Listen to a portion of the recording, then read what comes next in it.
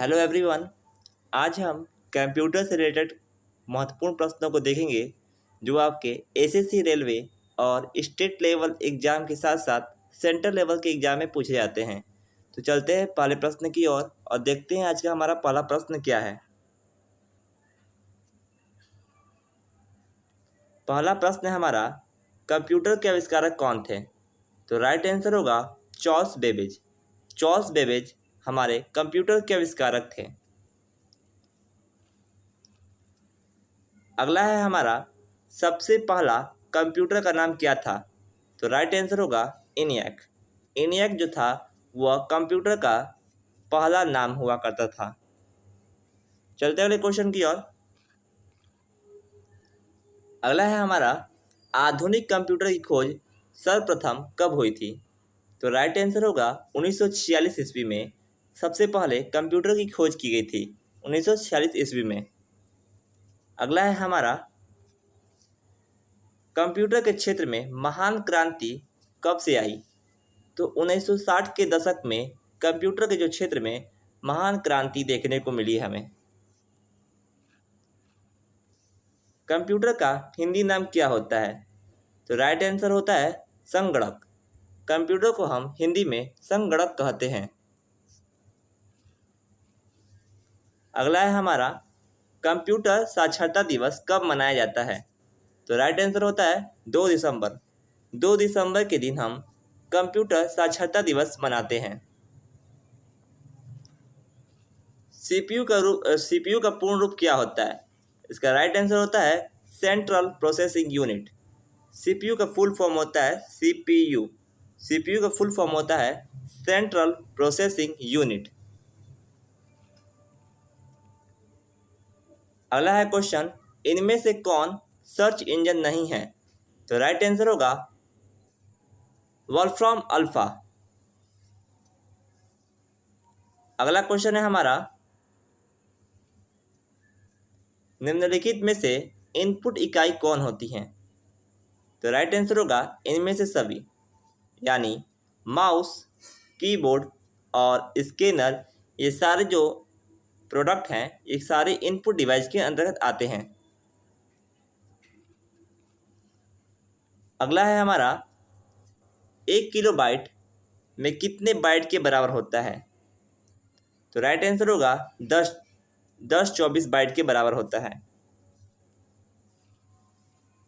अगला है हमारा, 1 मेगाबाइट MB कितने बाइट के बराबर होता है? तो राइट आंसर होगा 1024 KB के बराबर होता है।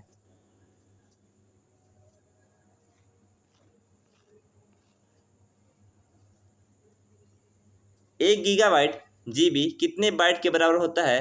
तो राइट आंसर होगा 1024 MB के बराबर होता है।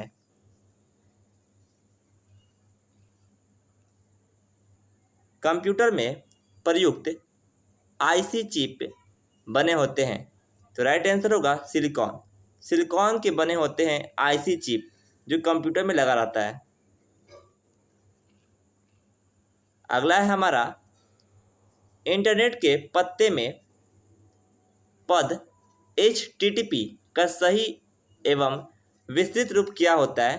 तो राइट आंसर होगा हाइपर टेक्स्ट ट्रांसफर प्रोटोकॉल।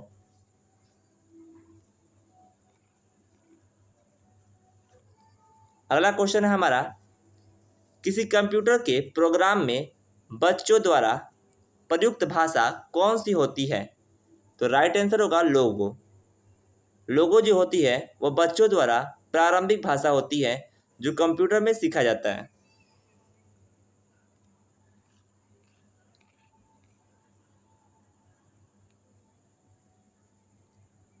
एक निजी कंप्यूटर जो आपकी गोद में रखने लायक छोटा सा होता है क्या कहलाता है? तो राइट आंसर होगा नोटबुक कंप्यूटर। इसे हम नोटबुक कंप्यूटर कहते हैं जो आपका निजी कंप्यूटर होता है और इसे आप आसानी से एक जगह से दूसरी जगह ले जा सकते हैं।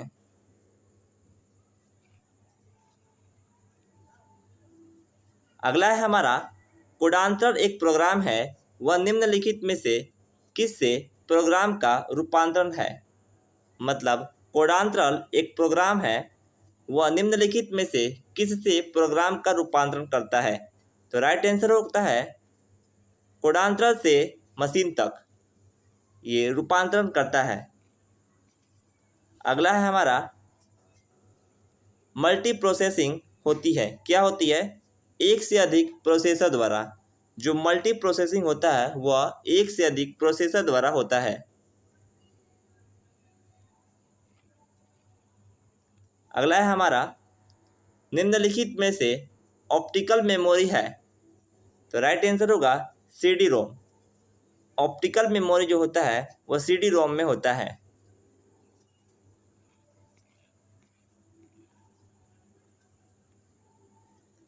सीपीयू में कंट्रोल मेमोरी और तीसरा कौन सा यूनिट होता है?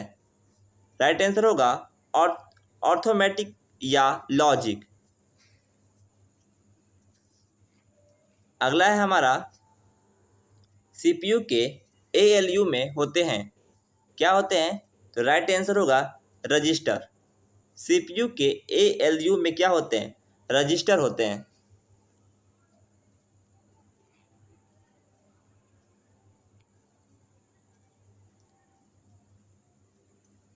गणना और तुलना के लिए कंप्यूटर के किस भाग का प्रयोग किया जाता है?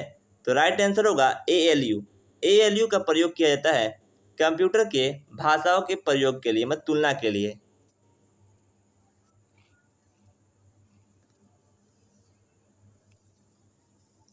अगला है हमारा एक हार्डवेयर डिवाइस जो डाटा को अर्थपूर्वक इंफॉर्मेशन में परिवर्तन करता है, क्या कहलाता है? तो राइट आंसर होगा प्रोसेसर। प्रोसेसर कहलाता है।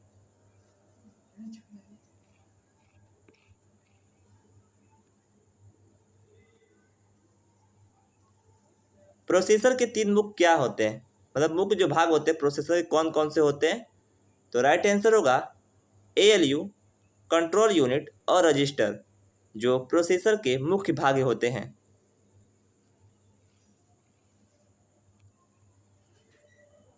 सीपीयू और आई से ओ के बीच सिग्नलों के मूवमेंट को कौन नियंत्रित करता है?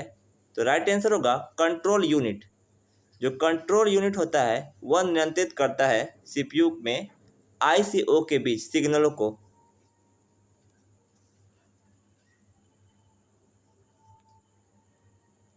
कंप्यूटर के सेंट्रल प्रोसेसिंग यूनिट का फंक्शन होता है गणनाएं और प्रोसेसिंग करता है।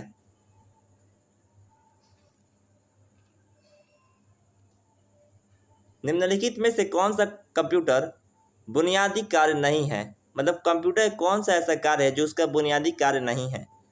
तो डाटा का प्रोसेसिंग करना इसका बुनियादी कार्य है, इनपुट को स्वीकार करना ये भी उसका बुनियादी कार्य है, और डाटा को स्टोर करना ये भी कंप्यूटर का बुनियादी कार्य है। जबकि टेक्स्ट को स्कैन करना ये जो होता है कंप्यूटर का बुनियादी कार्य के अंतर्गत नहीं आता है। आगे चलेंगे। अगला क्वेश्चन है हमारा परिचालन संपन्न करता है, कहाँ संपन्न करता है? तो अर्थमेटिक्स में संपन्न करता है। अगला है हमारा कंप्यूटर में अधिकांश प्रोसेसिंग किस में होता है? तो राइट आंसर होगा सीपीयू। सीपीयू में अधिकांश जो प्रोसेसिंग होते हैं वो सीपीयू से ही किए जाते हैं।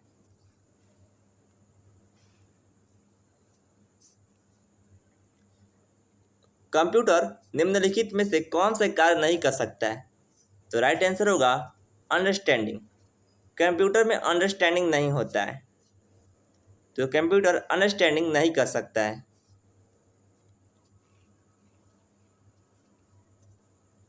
प्रमुख मेमोरी किसके समन्वय से कार्य करती है? तो राइट आंसर होगा सीपीयू। सीपीयू के समन्वय से कार्य करती है प्रमुख मेमोरी।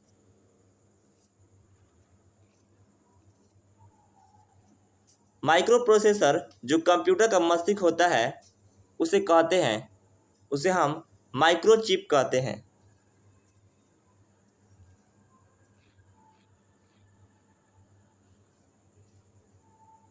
कंप्यूटर द्वारा प्रोड्यूस किया गया परिणाम क्या होता है?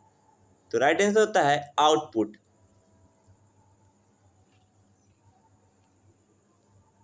इनपुट का आउटपुट में रूपांतरण किया जाता है, किसके द्वारा किया जाता है? इनपुट का आउटपुट में रूपांतरण किसके द्वारा किया जाता है? तो सीपीयू के द्वारा किया जाता है इनपुट का आउटपुट में रूपांतरण।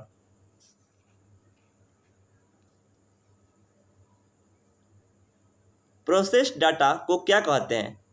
प्रोसेस कहते हैं, प्रोसेस कहते हैं, ठीक है। सीपीयू का मुख्य घटक क्या होता है? तो राइट आंसर होगा ये सभी, कंट्रोल यूनिट, मेमोरी और अर्थमेटिक लॉजिक यूनिट, ये सारे प्रमुख घटक होते हैं सीपीयू के।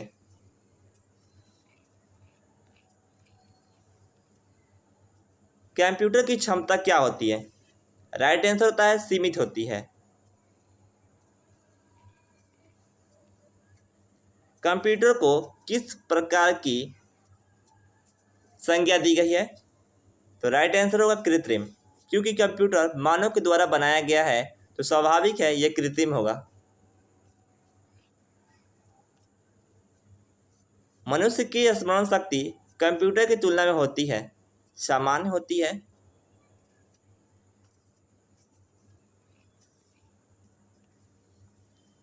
मानव मन तथा कंप्यूटर में किसकी गति अधिक होती है? तो राइट आंसर होगा मानव मन। जो मानव मन की गति होती है वो कंप्यूटर से भी तेज होती है, क्योंकि हम जो सोचते हैं और जो इमेजिन करते हैं वो कंप्यूटर उतना तेजी से नहीं कर सकता है। अगला है क्वेश्चन हमारा, ईडीपी क्या है? ईडीपी क्या है? तो ईडीपी का फुल फॉर्म होता है इलेक्ट्रॉनिक डेटा प्रोसेसिंग।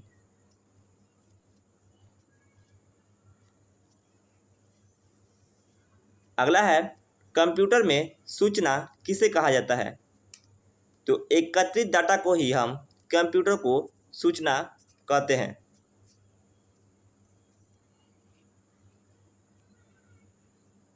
कंप्यूटर में डेटा किसे कहा जाता है? चिन्ह व संख्यात्मक सूचना को कंप्यूटर का डेटा कहा जाता है।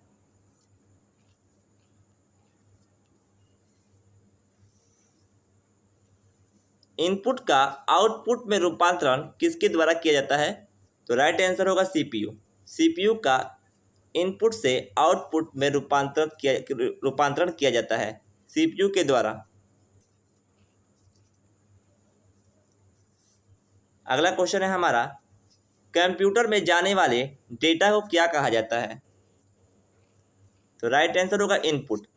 जब हम किसी कंप्यूटर में किसी चीज को डालते हैं तो उसे हम कहते हैं इनपुट। अगला क्वेश्चन है हमारा, डेटा प्रोसेसिंग का अर्थ क्या होता है? डेटा का संग्रह। राइट आंसर होगा डेटा का संग्रह। डेटा प्रोसेसिंग का अर्थ होता है डेटा का संग्रह। अगला क्वेश्चन है हमारा, एटीएम क्या होता है? राइट आंसर होगा बिना स्टाफ के नकदी देना एटीएम होता है। ठीक है, चलते हैं अगले क्वेश्चन की ओर। ऐसे एटीएम में पूर्ण रूप होता है ऑटोमेटिक टेलर मशीन, लेकिन ऑप्शन में जो दिया है उसके माध्यम से हम इसको टिक करेंगे। ठीक है, ऑप्शन नंबर ए पर। चलते हैं क्वेश्चन की ओर। अगला क्वेश्चन है हमारा, कंप्यूटर प्रोसेसर द्वारा इंफॉर्मेशन में परिवर्तन किए जाते हैं। तो राइट आंसर होगा डेटा।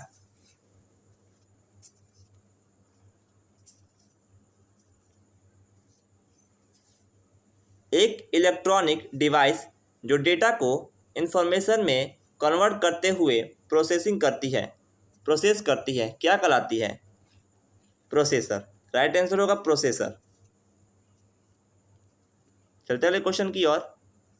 अगला क्वेश्चन है हमारा, प्रथम गणना यंत्र है। तो राइट आंसर होगा अबेक्स। अबेक्स जो है उससे सबसे पहले गणना किया गया था, वह प्रथम गणना यंत्र है अबेक्स।